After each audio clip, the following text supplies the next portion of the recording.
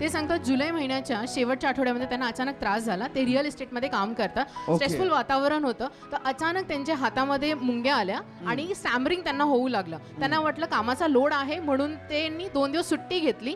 तिसऱ्या दिवशी कामाला गेले, त्यांना चक्कर आली. ताबडतोब ते हॉस्पिटलमध्ये गेले. डॉक्टरांनी त्यांचे सिटी स्कॅन MRI सगळं करण्यात आलं. त्याच्यामध्ये आढळलं पास्टर ब्रेनचा जो मागचा पार्ट आहे सेरेब्रम, त्याच्यामध्ये काही टिश्यू डॅमेज झाले होते त्यांचे आणि त्याच्यामुळे पास्टर रक्ताच्या गाठी झालेल्या होत्या. डॉक्टरांनी ताबडतोब चेक केलं. डॉक्टरांना ते थोडंसं सिरियस वाटलं आणि ते पॅरालिटिक अटॅकमध्ये होऊ शकतो, ब्रेन स्ट्रोक त्यांना येऊ शकतो.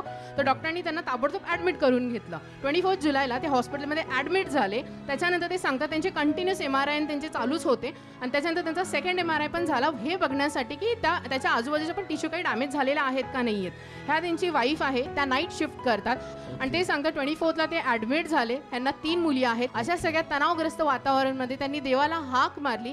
24 पासून ते 29 पर्यंत ॲडमिट होते आणि प्रायव्हेट रूम त्यांनी घेतली होती आणि कंटिन्युअसली ते आपले जे ऑनलाईन सर्व्हिसेस ते बघत होते. त्यांचा संपूर्ण भरोसा देवावरती होता and Lord did his fantastic job. आणि ते सांगतात की ज्यावेळेस 29 जुलैला सर्जरी डॉक्टरांनी अनाऊन्स केली होती, सकाळी आले, त्यांचे चेकअप सगळे झाले, संध्याकाळपर्यंत त्यांची सर्जरी होणार होती pastor. But she prayed and God move mightily. 29ला पास्टर ते सांगतात की सर्जरी अनाऊन्स आणि संध्याकाळी डॉक्टर आले आणि बोले सर्जरीची गरज नाहीये. And this is what happened. 29 जुलैला ब्रदर डिस्चार्ज घेऊन घरी आले पास्टर आणि ते सांगतात काम खूप स्ट्रेसफुल होतं, तर ते सांगतात की ते सुद्धा प्रभूंनी चेंज केलं. आता ते CRM डिपार्टमेंटमध्ये काम करतात, जेणेकरून ते त्यांचं काम एकदम रिलॅक्स आहे. Plus Saturday Sunday they can attend the church. This is what God has done in their life. Amen. Amen. God bless. What a joy. God bless all of them, O Master.